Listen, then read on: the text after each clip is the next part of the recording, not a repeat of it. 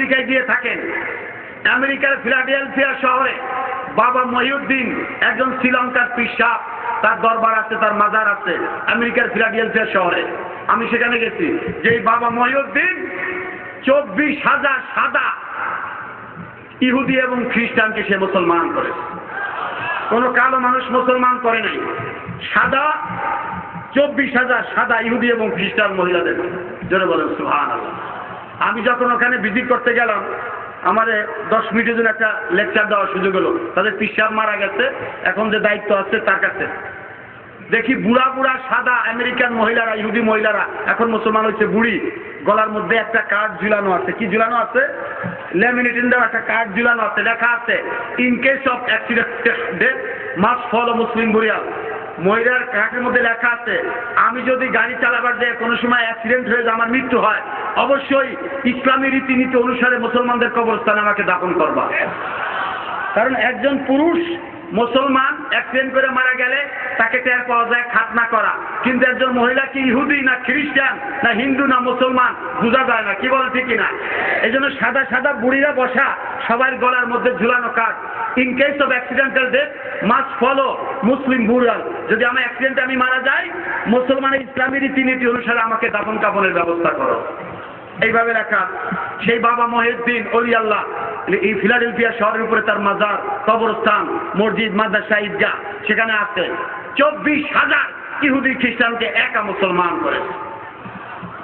এর জন্য বলেছি ভাইরা আমার, আর কিছুদিন আগে এই ময়দানের মধ্যে এক শ্রেণীর লোকরা ইসলামিক সম্মেলন করে ওলি আল্লাহদের বিরুদ্ধে কটূক্তি করেছে, ঈদে মিলাদুন নবীর বিরুদ্ধে কটূক্তি করেছে।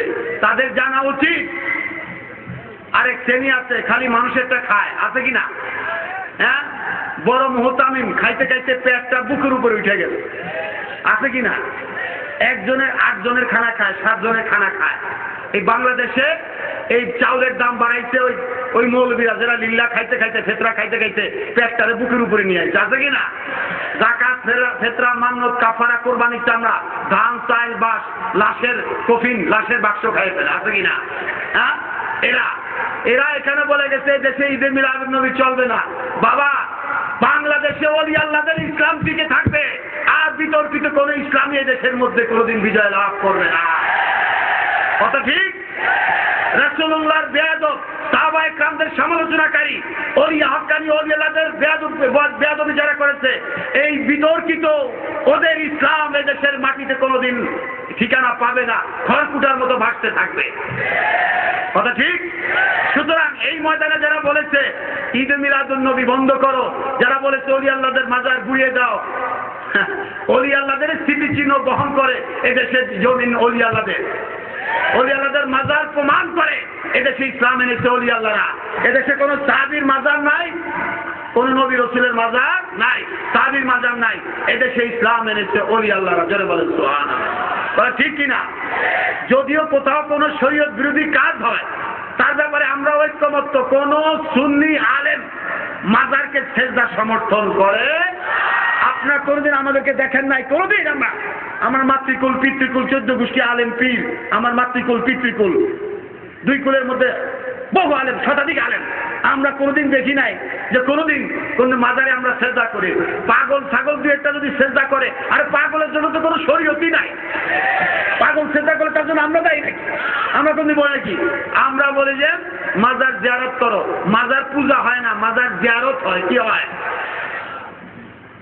মাজার কি হয়? জিয়ারত হয়, পূজা হয়, দুর্গা পূজা।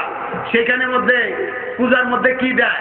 আনারস, কলা, বেদানা, সফেদা, রসগোল্লা, সন্দেশ দেয় কি দেয় না? দেয় কি দেয় না? আর তাকে খোদা মনে করে, খোদার অস্তিত্ব মনে করে। আমরা তা মনে করি না। আমরা মনে করি না যে আল্লাহ শুয়ে রয়েছে এই জায়গার মধ্যে। আমরা আল্লাহর মাহবুব বান্দা। নেক আমল যেমন আল্লাহর কাছে গ্রহণযোগ্য, নেক বান্দাও আল্লাহর কাছে গ্রহণযোগ্য।